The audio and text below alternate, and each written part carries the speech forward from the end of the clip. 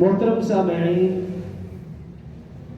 رسول اللہ صلی اللہ علیہ وسلم کی ولادت باسعادت اسلامی اعتبار سے 9 یا 12 ربیع الاول عام الفیل والے سال، جس سال ابرہہ نے ہاتھیوں کے ساتھ مکہ پر چڑھائی کی، اس سال انگریزی اعتبار سے 22 اپریل 571 عیسوی، دیسی اعتبار سے 628 بقرمی بروز سوموار بوقت تہجد رسول اللہ صلی اللہ علیہ وسلم کی ولادت باسعادت ہوئی۔ 7ویں دن عقیقہ کیا گیا، اب کا نام نامی اس میں گرامی رکھا گیا۔ رسول اللہ صلی اللہ علیہ وسلم نے ابتدائی 4 سال عرب کے دستور کے مطابق عرب کے دیہات قبیلہ بنو حوازن، حضرت سعدیہ رضی اللہ عنہ، حضرت حلیمہ سعدیہ رضی اللہ عنہ کے ہاں گزارے۔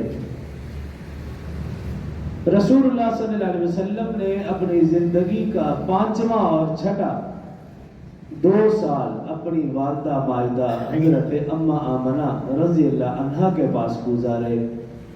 جب رسول اللہ صلی اللہ علیہ وسلم کی عمر مبارک 6 سال ہوئی، والدہ مائدہ کا سایہ سر سے اٹھ گیا۔ پھر رسول اللہ صلی اللہ علیہ وسلم نے اپنی زندگی کے 7واں اور 8واں یہ 2 سال سردار مکہ حضرت عبد المطلب دادا جان کے پاس گزارے۔ جب رسول اللہ صلی اللہ علیہ وسلم کی عمر مبارک 8 سال ہوئی تو رسول اللہ صلی اللہ علیہ وسلم کے دادا جان حضرت عبد المطلب وہ بھی داغ مفارقت دے گئے۔ رسول اللہ صلی اللہ علیہ وسلم نے 9 سال سے 12 سال تک یہ عرصہ حضرت ابو طالب کے زیر کفالت رہے۔ زیر کفالت کا مطلب کھانا پینا سب کچھ حضرت ابو طالب کے ذمہ تھا۔ جب رسول اللہ صلی اللہ علیہ وسلم کی عمر مبارک 12 سال ہوئی، آپ کے چچا جان حضرت ابو طالب دل کے بہت بڑے غنی اور سخی تھے، لیکن کثرت اولاد کم آمدنی کی وجہ سے معاشی طور پر بھی بہت کمزور تھے۔ رسول اللہ صلی اللہ علیہ وسلم کی عمر مبارک 12 سال تو آپ صلی اللہ علیہ وسلم نے سمجھا کہ میں اپنے چچا کے لیے بوجھ بننا مناسب نہیں سمجھتا، تو رسول اللہ سے ایک روایت کے مطابق رسول اللہ صلی اللہ علیہ وسلم اپنے چچا حضرت ابو طالب کی بکریاں انہیں کے بیٹوں کے ساتھ چرانے جاتے، اور اس سے جو مستند روایت ہے وہ یہ کہ رسول اللہ صلی اللہ علیہ وسلم کسی اور کی بکریاں اجرت پر چراتے، جو مزدوری ملتی وہ شام کو حضرت ابو طالب کی نظر فرما دیتے۔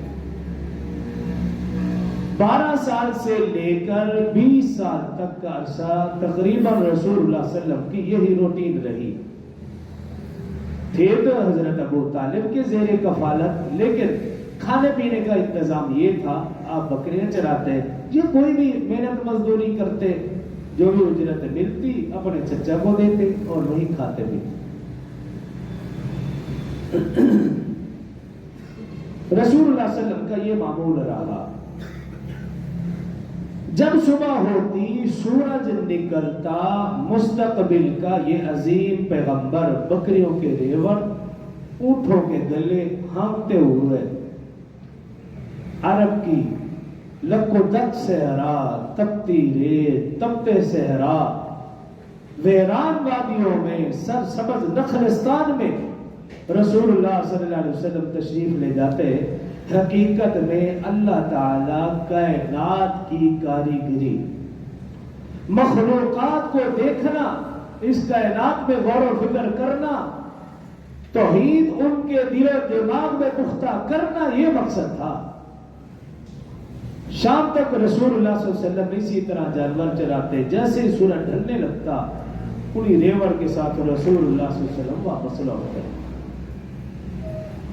بعض لوگ یہ اعتراض کرتے ہیں کہ بکریاں چرانا نبی کے شان نہیں، محنت مزدوری کرنا نبوت کی شان کے خلاف ہے، ایسا ہرگز نہیں۔